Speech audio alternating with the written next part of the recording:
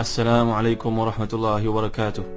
Innal hamdalillah nahmaduhu wa nasta'inuhu wa nastaghfiruh wa na'udzu billahi min shururi anfusina wa min sayyiati a'malina.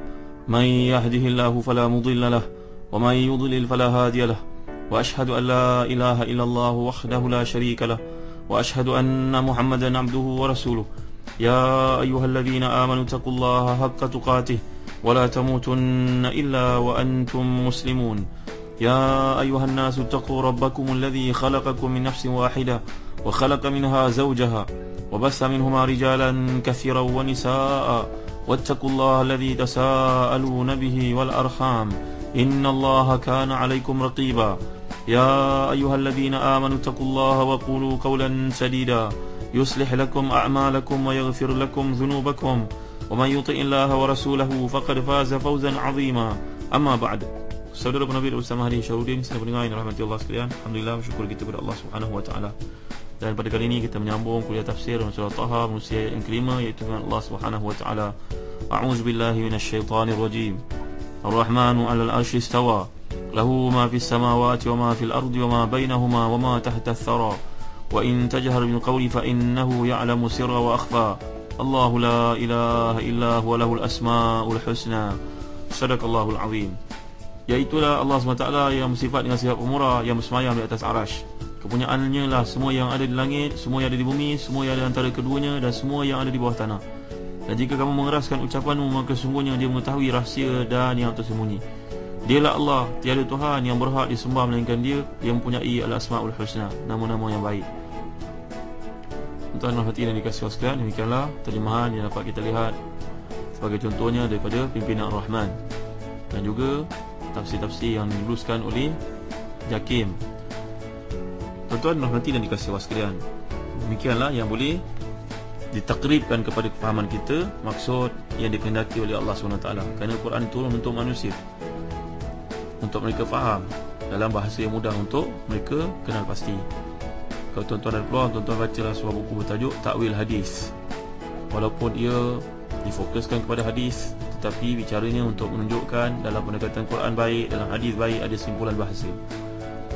Buku Takwil Hadis ini tulisan Ustaz Omar Muhammad Nur Hafizahullah, membantu untuk kita memahami hadis-hadis yang bersifat mutasyabihat.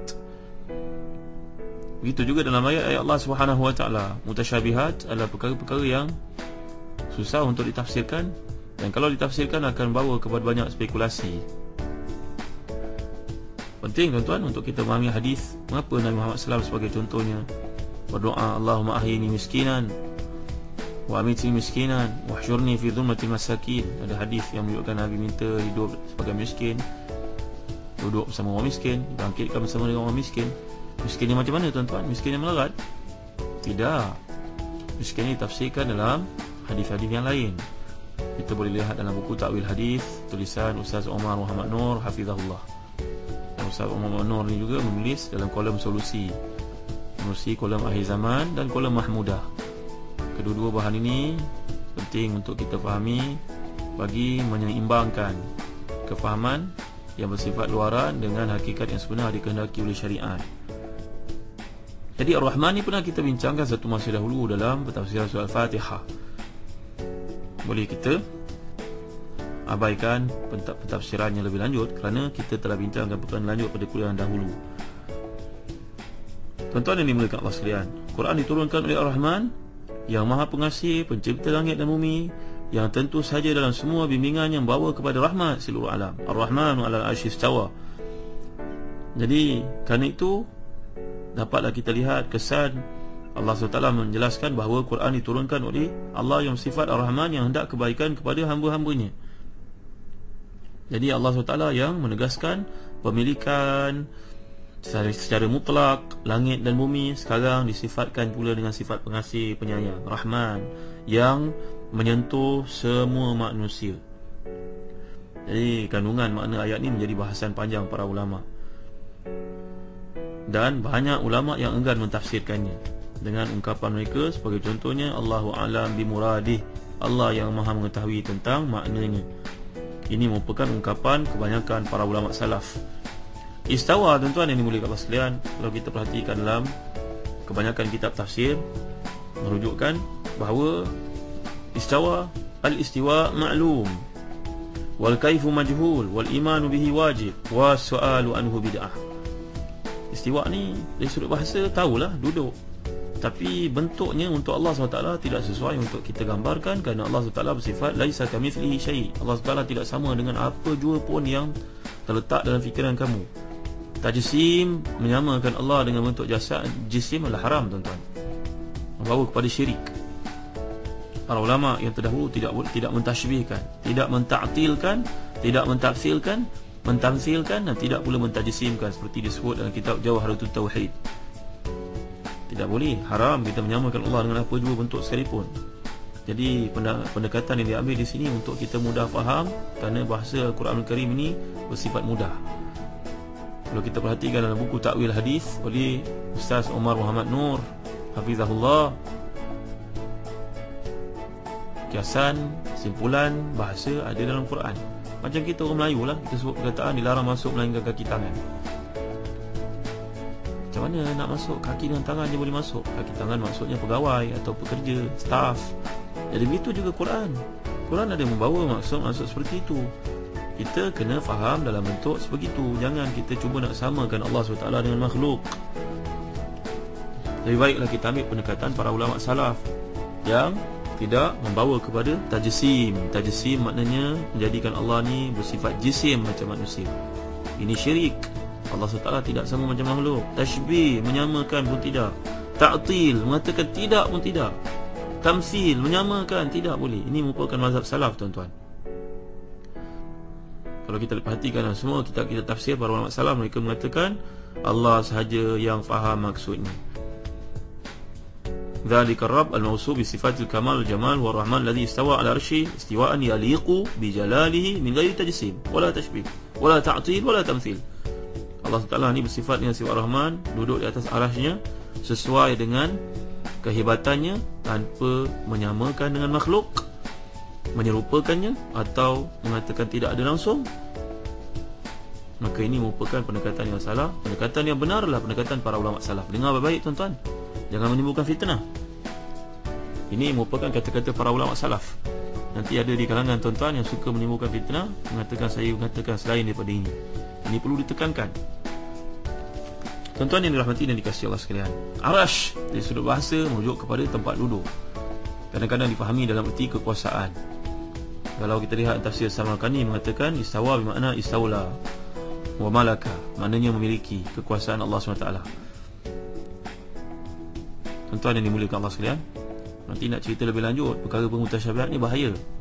Tapi Allah SWT yang berkuasa menjaga segala-galanya. Buktinya kita boleh lihat dalam surah Fatir, innallaha yumsikus samawati wal arda an tazula wala in zalata in amsakahuma min ahadin min ba'dih. Sungguhnya Allah lah yang menahan langit dan bumi supaya jangan lenyap, dan sungguh jika keduanya lenyap maka tidak ada siapa pun yang dapat menahan keduanya selain Allah Subhanahu wa taala. Kalau nak mudahkan faham, tuan-tuan yang dimuliakan Allah sekalian, kata para ulama, contohnya Al-Asfahani, merupakan satu yang sangat lumrah sejak dahulu bahawa para penguasa, para hakim, siapa sahaja menjadi tempat rujukan orang ramai, mereka memiliki tempat duduk yang berbeza daripada orang lain. Ini nak ceritakan simpulan bahasanya lah. Tentulah yang paling terhormat di kalangan manusia duduk di tempat namanya singgasana. Tuan-tuan dimuliakan Allah sekalian. Jadi biasanya kata-kata arash ni dalam pemakaian sehari-harian oleh orang Arab baik, orang bangsa selain baik, dikaitkan dengan yang berkuasa raja. Sehinggalah kekuasaan raja pun dinamakan dengan nama arash dalam maksud yang lebih luas. Jadi pemilik arash ni, pemilik singgasana, memegang kendali pemerintahan dan kekuasaan, dan semua merujuk kepadanya. Ini kalau kita serasikan, koordinasikan dalam satu bentuk kefahaman mudah.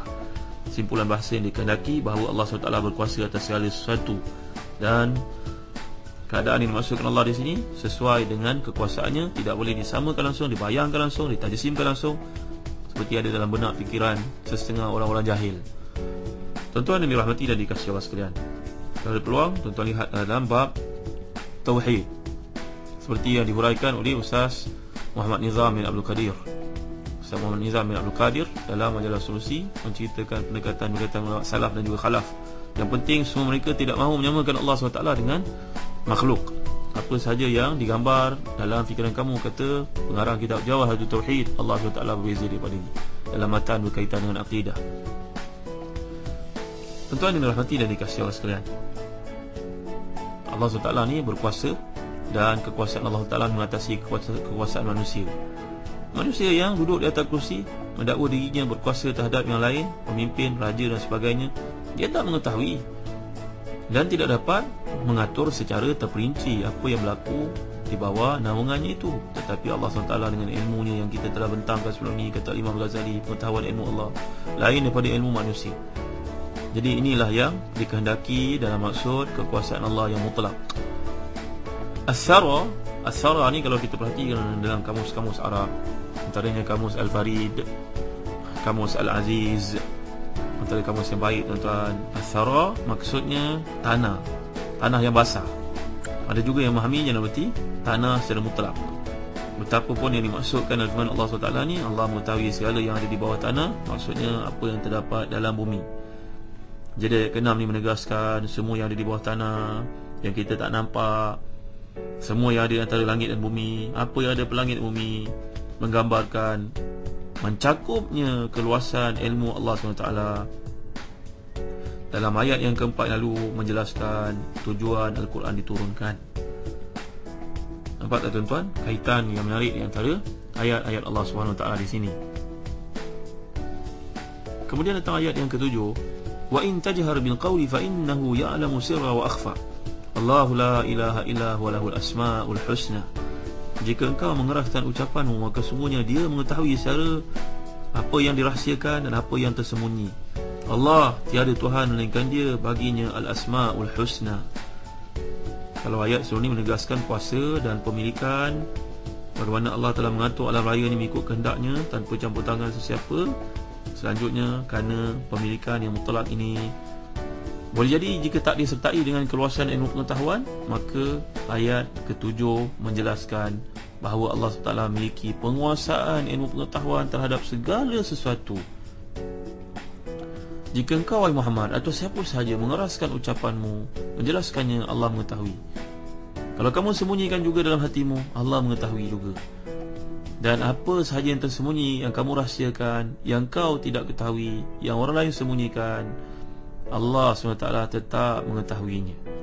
Ini telah kita bincangkan dalam surah Luqman yang lalu. Pengetahuan Allah SWT yang bersifat meluasi segala-galanya. Muhit maknanya menguasai segala-galanya. Jangan duga ada yang serupa dengan Allah SWT atau sama sifatnya dengan sifat-sifat Allah. Dialah Allah, tiada Tuhan penguasa alam raya yang berhak disembah melainkan dia, baginya pemilikan, memiliki nama-nama yang mulia, al-asmaul husna, nama-nama yang terbaik. Tuan-tuan, ayat ke-8 ni boleh juga difahami sebagai satu hasil, natijah huraian ayat-ayat sebelum, sehingga ayat ni bagaikan mengatakan bahawa siapa yang dihuraikan sifatnya oleh ayat-ayat terdahulu adalah Allah, tiada Tuhan melainkan dia, iaitu tiada selainnya yang berhak disembah. Betapa tidak sedemikian, padahal dialah memiliki segala yang di langit, segala yang di bumi, semua yang terdapat antara keduanya, semua yang terdapat di bawah tanah. Ibadah yang kita kerjakan merupakan satu lambang penundukan, ketundukan terhadap Allah SWT yang memiliki segala bentuk perkara. Jika Allah memiliki segala sesuatu, tuan-tuan, maka tentulah kita memerlukan kepada apa yang ada di sisi Allah SWT. Maka dengan sebab itulah dialah yang berhak disembah dengan sebenar-benarnya. Nampak tak tuan-tuan kehebatan ayat ini? Allah memiliki segala-galanya, mengetahui segala-galanya, maka kepada dia lah tempat kita menyerahkan diri. Firman Allah SWT di sini, Allahu la ilaha illahu lahul asmaul husna. Tiada Tuhan melainkan dia yang berhak disembah, dikaitkan dengan kalimah selepas itu, lahul asmaul husna, baginya nama-nama yang mulia. Seakan-akan ayat ini mengatakan bahawa Allah, tiada Tuhan yang berhak disembah melainkan dia, kerana dia sendiri memiliki al-asmaul husna. Ibadah yang dilakukan seorang lahir dari satu di antara tiga motif: kerana mengharapkan anugerah kebaikan yang dimiliki oleh Allah, atau kerana bimbang bahaya dan ancamannya, ataupun kerana memang dia wajar ditaati dan disembah dengan sebenar-benar. Jadi Allah yang memiliki segala kebaikan, tiada satu pun yang memiliki apa pun kecuali dengan anugerahnya, pemberiannya, syafaatnya. Dialah pemberi kehidupan, menganugerahkan rezeki, memberi berbagai bentuk nikmat, Maha Penyayang lagi Maha Pengampun. dan dia juga dalam masa yang sama merupakan Allah SWT yang bersifat keras siksanya, yang tunduk dan patuh kepadanya segala sesuatu, suka ataupun tidak. Dengan demikian dia sendiri yang wajar, yang wajib disembah, ditakuti ancaman dan hukumannya. Dia memiliki Asmaul Husna ni, penyandang segala macam sifat sempurna, memiliki sifat jamal, keindahan yang menjadikan hati makhluk selalu cenderung kepadanya. Dia juga memiliki sifat jalal yang menjadikan mata hati tunduk kerana keagungan keindahannya. Tiada yang berkuasa menggambarkan kehebatan Allah ni tuan-tuan. Memadai untuk kita belajar Al-Asma'ul Husna. Yang datangnya perkataan Al-Isim, datang Al-Asma'. Sebenarnya Isim datang perkataan Sumu ataupun As-Sima. As-Sumu maknanya yang tinggi, Sima maknanya satu tanda yang bezakan daripada yang lain. Kemudian disifat dengan Al-Husna, sifat Allah SWT yang maha hebat. InsyaAllah kita akan bincangkan perkara ini sedikit lagi dalam kuliah akan datang. Allahu a'lam. Wa sallallahu ala sayyidina Muhammad wa ala alihi wa sahbihi wa baraka wa sallam. Walhamdulillahi rabbil alamin. Wa barakallahu fikum. Wassalamu alaikum warahmatullahi wabarakatuh.